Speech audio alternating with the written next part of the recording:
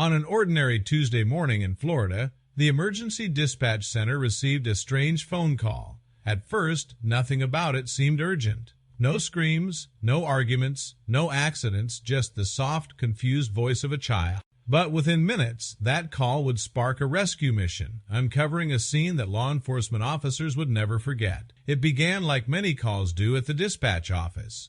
Mary, a seasoned 911 operator with more than 3 years of experience, was starting her shift. She had already powered through 2 cups of strong coffee before slipping on her headset and logging into the emergency system. She felt wide awake and ready to handle whatever the morning would bring. What she didn't know was that her voice would soon become the lifeline for 2 children alone, scared and in danger. A child's voice on the line. It was just after 8 o'clock when the call came in. Mary put on her calm, professional tone and repeated the phrase she'd said countless times before.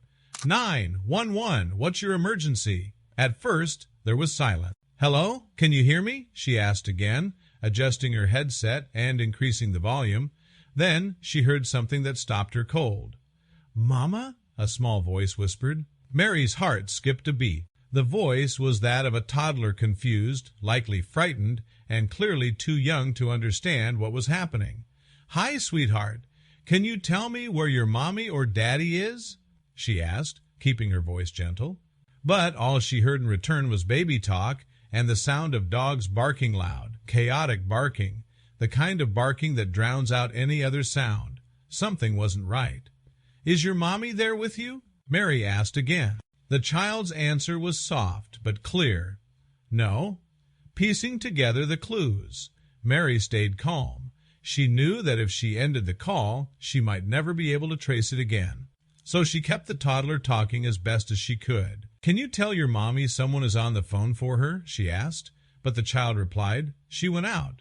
Mary's pulse quickened. A young child, home alone, no adult in sight, loud dogs in the background. Every second counted now. Mary typed quickly, using the tools at her disposal to triangulate the phone's location. But she needed to keep the call active.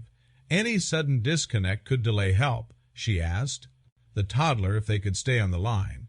She asked if they had a puppy, trying to relate to the child through the sound of the barking. Can you tell me your name? Or how old you are? She tried gently. But there was no answer. The line went quiet. Then it disconnected, locating the call. Fortunately, Mary had already traced the location just before the call ended.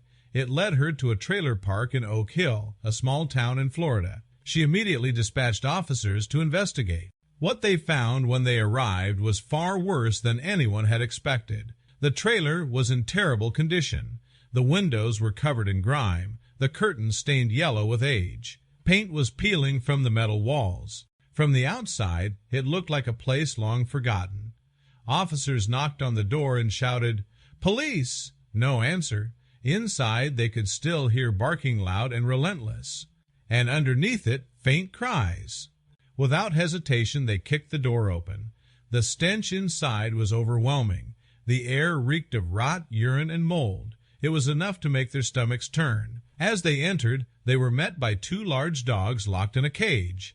A third dog was loose and appeared aggressive, barking madly and blocking the path to the back of the trailer.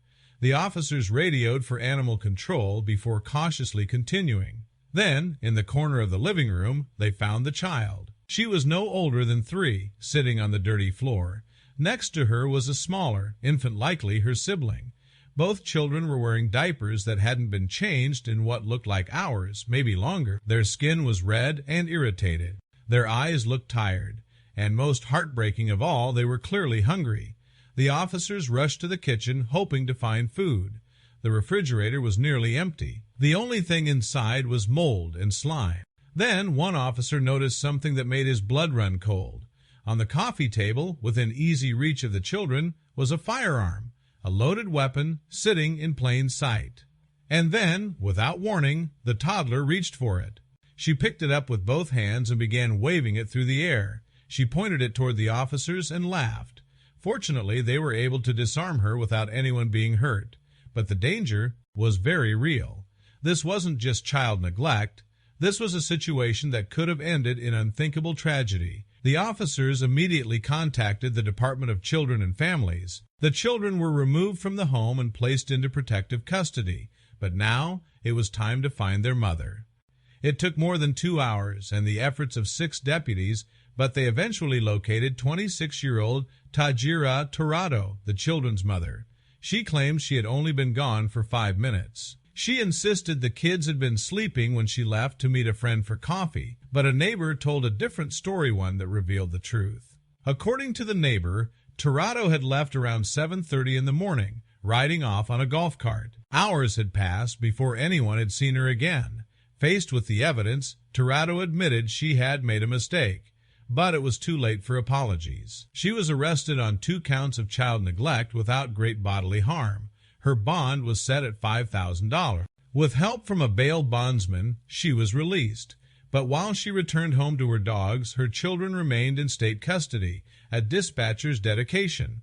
Though the officers on the ground acted quickly and with care, much of the credit for saving the children goes to Marie, the dispatcher, who took the call. She kept her voice steady. She asked the right questions. She stayed calm while guiding a frightened child through a confusing and dangerous situation.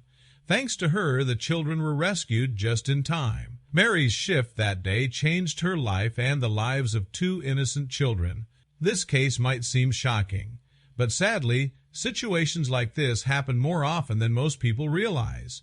There are countless children across the country who live in unsafe environments. Many are too young to ask for help. Many never make a call. But in this case, one little girl did. She picked up a phone and made a call that saved her life and the life of her baby sibling. And behind that call was a dispatcher who refused to give up. The children's future now lies in the hands of the state. Authorities will continue evaluating whether their mother is fit to regain custody. But what can't be forgotten is the bravery of that toddler. Alone, confused, and afraid, she found the courage to call for help, and someone was there to answer.